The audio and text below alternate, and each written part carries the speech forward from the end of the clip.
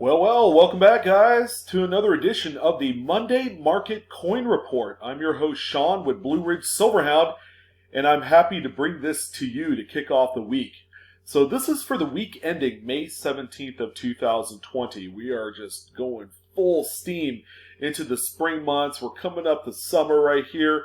So how is the coin market responding these days with everything going on in the economy, the world, this big sickness that's going around?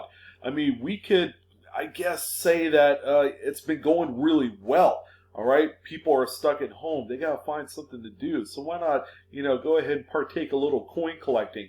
Maybe perhaps while you're off work, go ahead and finish up that set that you've been working on. And the results are in. Okay, they have been in for the last 6-7 weeks. The market has just been straight up robust. All right.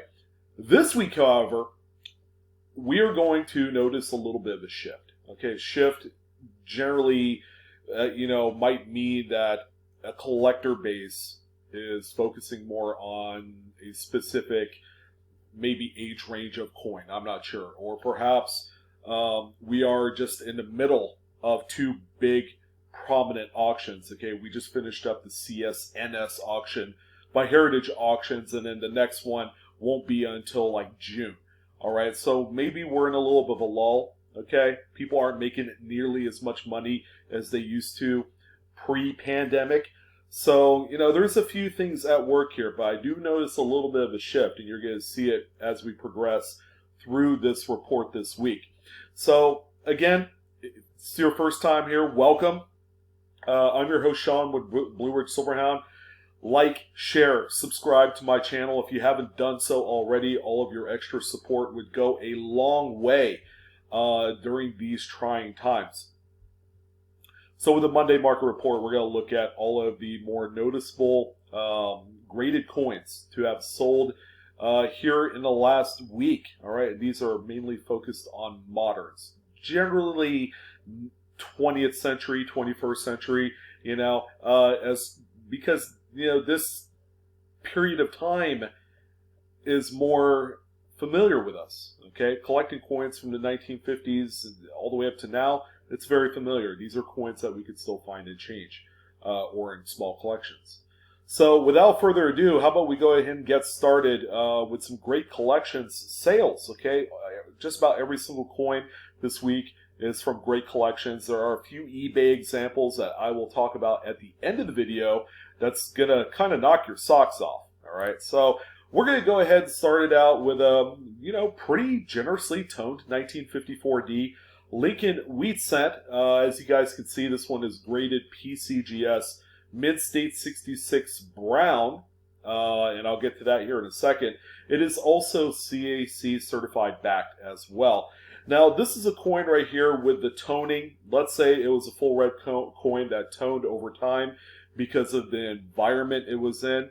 Generally, these are not full red anymore. Okay, they're either going to be red-brown or they're going to be brown, in spite of the fact that the colors on the coin paints a completely different picture. So as you can see, we have a nice, robust kind of mix of greens and yellows and pinks. Copper is very easy to oxidize, but for it to oxidize with just this rainbow of colors is pretty rare. You don't see them quite this stunning and radiant on a early copper coin.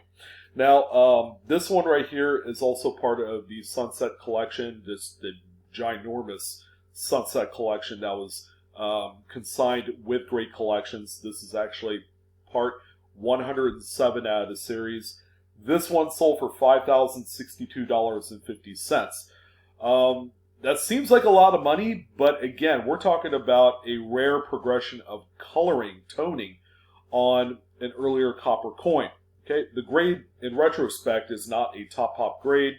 It is a 66 brown, but with the coloring, people, these bidders paid all the money and bid all the way up to the ends of the earth, and $5,000 is an awfully ambitious amount of money to pay for a coin like this.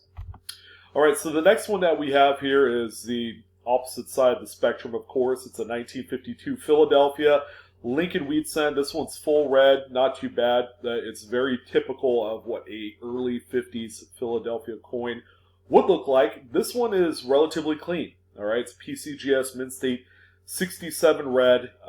Shows a little bit of weakness in the strike on the reverse, which is very normal for this particular date of coin. It is also CAC certified, so there was a secondary certification service that said, yes, this one is a 67. It's worth every bit the grade.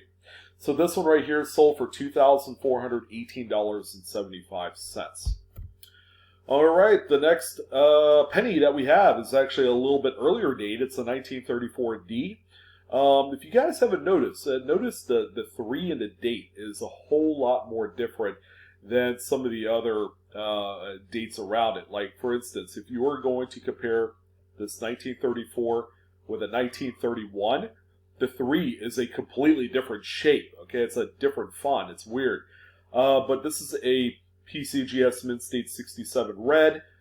It's so tough, like I had mentioned, to find like post-depression age Lincoln cents, especially during the 30s, that exhibit enough quality, to be worth a spin. But this one right here is a really nice example.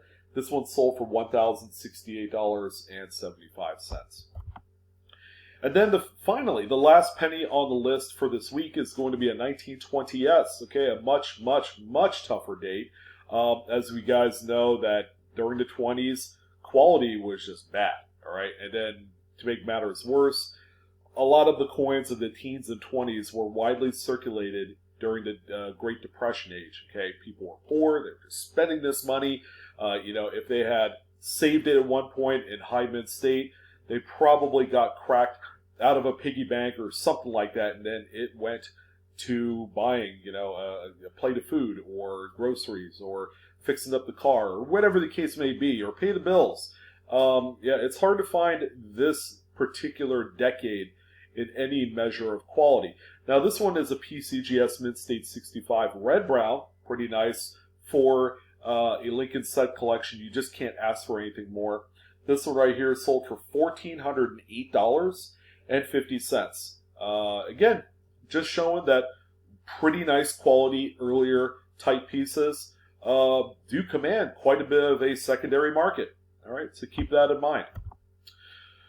All right, so I'm happy to report we don't have any Jefferson nickels. It's nice to finally take a break from the old J-Dog. And then we're going to look at a couple of actually really common Buffalo nickels, starting with the 1938D. Although this one is the over mint mark. It's the D over S mint mark. It is one of the most widely cherry-picked varieties. Now, of course, if you're able to come across a coin that looks quite like this, it's a PCGS Mint State 67 Plus, CAC certified. It is a fine-looking coin, more so probably on the investor side of things than maybe a registry set or just to have. Because of the amount of money it sold for. It sold for $2,279.44. And by the way, this is not the top grade for this particular coin. Okay, I believe there's a 68. Those coins go for a lot more money than what this one would be. But again, if you guys have the ability to cherry pick one of these on eBay or a coin shop or a show, whenever those happen again, these are a good rip. Okay, generally Mint State 65s and up command many hundreds of dollars. It's a really neat coin to find. All right, speaking of high mintage, okay, you can't get any more high mintage than a 1936D Buffalo. This one is a PCGS Mint State 67 coin, CAC certified. A really nice high-grade example. Probably more, looking at home in a registry set than anything else, because it's not the undisputed top pop grade for this particular date and mint mark. But this is just an overall really pretty, very clean example of this mint.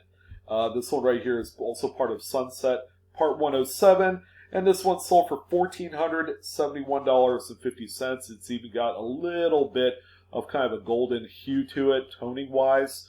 but it's not the main point or attraction of this coin. It's a really pretty example. All right, and the last nickel of the bunch is going to be a 1919. Again, a very, very widely available date. All right, I've picked these up in mint state 65. I've even owned a 65 plus at one point, but this one is a mint state 67. All right, this is a tremendous coin with lots of golden yellow hues all around the coin. You even have a little few spots of the pink variety on the obverse and the reverse near Black Diamond's mouth. But this is a really nice representative example for an earlier dated Buffalo, and this one sold for $5,512.50. All right, pretty nice. All right, so another high mintage common date coin. In this case, it's a 1942D Mercury dime. Okay, it's not the 42/1 that people like to cherry pick of this particular date. It's not a famous repunch mint mark, nothing like that. It's got a little bit of original color, which is great on these coins. But again, we're talking about a coin in which over 60 million pieces were produced.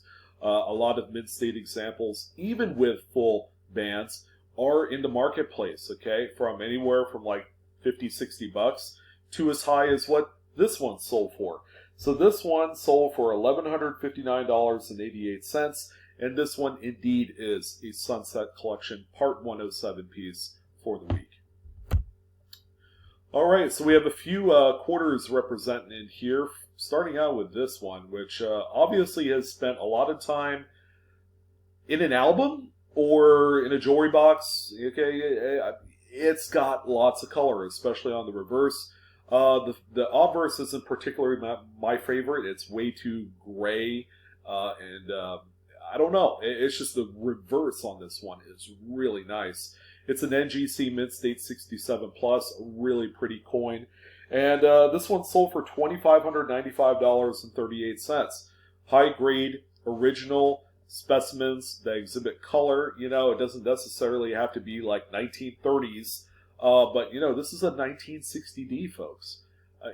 If you could find one of these that has been sitting somewhere in an environment where it tones it this pretty, I mean, you have a dynamite coin, all right? And just not a lot of people know that original toned coins that look even like this could command that kind of money. But there you go. Keep an eye out for stuff like this. All right, so continuing on the trend to original toned pieces. Now, this is not my favorite toning. It's way too dark and more closer to the terminal stage of things. But this is a coin worth mentioning because it's another common date 50s Washington quarter. It's a 53. I mean, come on now. PCGS Mint State 67 Plus, CAC certified. This one sold for $1,608.75. All right, so we got a couple more quarters. So this is actually the last Washington quarter on the list, but again, it's a very important variety that people like to cherry pick. You know, either on eBay or online. It's very naked eye visible on those particular auction sites. But this is a 1950 S over D over mint mark variety. It is one of the big cherry pickers guide varieties. It's a very, very valuable coin, even in grades as low as like about uncirculated. I mean, you're talking about a coin that's worth hundreds of dollars still, even in that grade state. This one, however, it's a little bit more bigger of a grade. It's a Mint State 66 Plus, CAC certified. And ladies and gentlemen, this one brought home $1,496.25. Pretty cool coin right here. I love cherry picking these S over D's 1950s. Okay, so a coin doesn't have to straight grade to be worth a ton of money. Okay, so yeah. All right, I'm just going to go ahead and say it. This is a 1916 Standing Liberty quarter. This is the key of the series, and quite possibly the key quarter of the 20th century. I mean, what? There was only like 52,000 1916 Standing Liberty quarters ever made. This was more of a transition or a bridge date because they also did produce 1916 Barber quarters. All right, so this came toward the tail end of 1916, which helps corroborate the low mintage. But check out the grade. NGC AU details cleaned? I mean, if it's cleaned, I mean, obviously it knocks it down a peg or two, but for a coin like this, of this magnitude, with this type of grade, it's still managed to sell for $9,006.75. Obviously, you don't want to try and clean anything like this, but if you did come across one that looked like it might have problems, keep in mind, this is a key date among key dates within the 20th century of U.S. coins, period. So, you know, it's still very sellable, and there are people that are going to buy this coin in any condition regardless. All right, so we have a couple really knockout Franklin half dollars. I haven't talked about Franklin half dollars in a few weeks, so I figured we'd bring up a few right here. All right, so how about we start out with a 1962D example here that grades out PCGS Mid-State 66 full bell lines. So it's got the nice sharp strike on the reverse where you have the bell lines that go all the way across the bottom there. Pretty nice. But check out the obverse. Really nice toning. Okay, you got some pretty gorgeous colors in this particular coin. So this one sold for $3,600. Okay, so it is a much tougher date in especially higher grade above 65, where you could find a full strike on the reverse, that full bell lines. So this is kind of like one of those early 60s keys. Another one that probably would match up really well to this rarity would be a 1962 Jefferson nickel. Finding one that is particularly well struck is really tough to find. All right, so 61 Franklin half dollar proof. Now again, I've stressed this many times. This is a coin that you could find and locate in a proof set that sells typically for about $20 to $22. Keep that in mind. So this one is a proof 68 Ultra Cameo. It's got beautiful frosting, accented against these black, watery, mirrored fields. I mean, you know, you just have the best of both worlds on this coin. But that's what you look for. Typically, some of those coins in those proof sets will not have any frosting at all, so you gotta make sure you avoid those sets. But if you are able to find a coin like this, which by the way, people are cherry picking, you have a very, very desirable coin. Now this one sold for $2,630.25. That's a pretty nice turn there. All right, same thing goes. 1957. Between 1956 to the final date of the Franklin half dollar, which is 63. Finding ultra cameo, deep cameo coins, again, that's the name of the game in these proof sets. These are all generally available sets for between $20 and $25. So it is definitely worth taking a second look at not only the Franklin half dollars, but all the other coins in the proof set. If you're able to find one with just absolutely nice frosty devices accented against the black fields, you have a home run. Okay, so this proof 69 sold for $9,031.50. I had to do a double take on my own notes. It's so crazy. But yeah, this is again a coin that you could find in a proof set that can be purchased between $20 and $25. That's runaway money right there. It's crazy.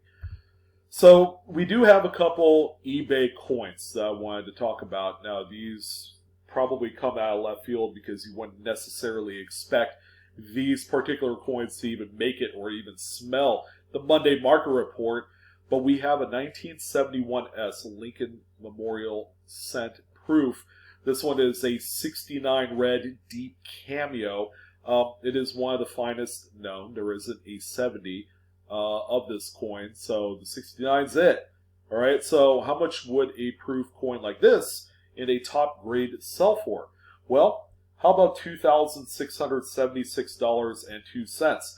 This one, by the way, sold May 2nd, so it's been a few weeks, but heck, that's pretty good money. Again, how much is a 71 proof set going for these days? Uh, what, $5, $6 in some cases? So that's pretty incredible. But as always, we gotta go extra ridiculous. How about a 78S? This is actually my birth year. Kind of shows my age a little bit. I mean, I still look relatively this good. As some would say, I look like a 70 grade, on the best of days, which is good. I'll take that. But this is a Proof 70 red deep cameo. Again, finest known. It's a Pop 21. That means there's only 20 other examples graded at this level. And this one sold for $2,888.56. A really fun looking coin to come across. By the way, these two Proof Lincoln cents, these were not buy it nows. These were straight up set it and forget it 7-day auctions, and there was a bunch of people that bid these up to these levels.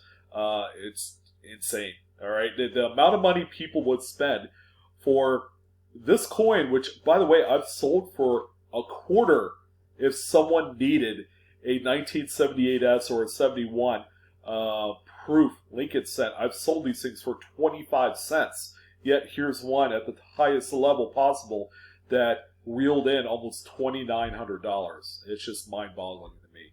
So anyways, guys, that's going to do it for this evening. Hope you guys have a nice, easy start to your week. Enjoy this video, by the way. Grab your cup of coffee, eat some pancakes, sausage, eggs, hash browns, English muffins, and then maybe another short stack of chocolate chip pancakes with some whipped cream on top. Now, that might seem a little excessive. But anyways, have fun with the Monday Market Report for this week. Again, like, share, and subscribe. Hit that bell for instant notifications. I'm your host, Sean, with Blue Ridge Silverhound, bringing you another fine report. You guys take care. You guys be cool. Enjoy the hobby. And I will see you on the next one. Take care now.